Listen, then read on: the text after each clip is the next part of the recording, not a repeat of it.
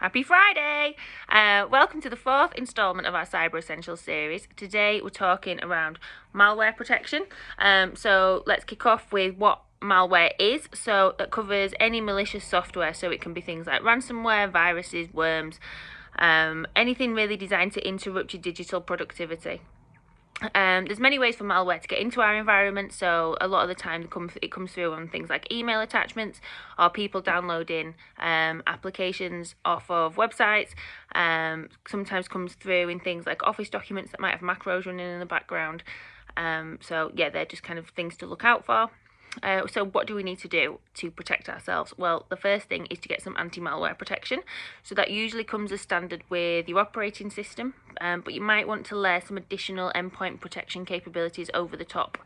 So things like Sophos or Defender for Endpoint or Cylance. There's lots of EDR solutions out there and it's worth having a look into those.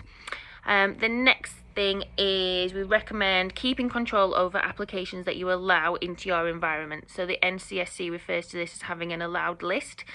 You might want to implement some technological controls to enforce this, so that would be using a CASB solution. So things like Microsoft Cloud App Security or Zscaler, which can allow you to sanction applications and prevent people from using apps that you've deemed to be a security risk. So as an example, if you decide that all of your documents need to be stored on OneDrive, you can sanction that as an application within your CASB solution, and then you can unsanction things like Dropbox, and it stops people from being able to store documents in there because they can't physically put that application onto their device.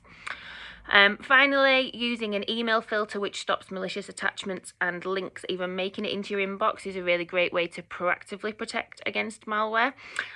So we all know that I'm a Microsoft fangirl, so I would recommend Defender for Office 365, which comes with safe links functionality, which rewrites the links in the incoming emails to make sure that they're not leading to any malicious websites, and safe attachments, which detonates the attachments in a sandbox environment to make sure that they're not they're safe before they get sent through to the intended recipient.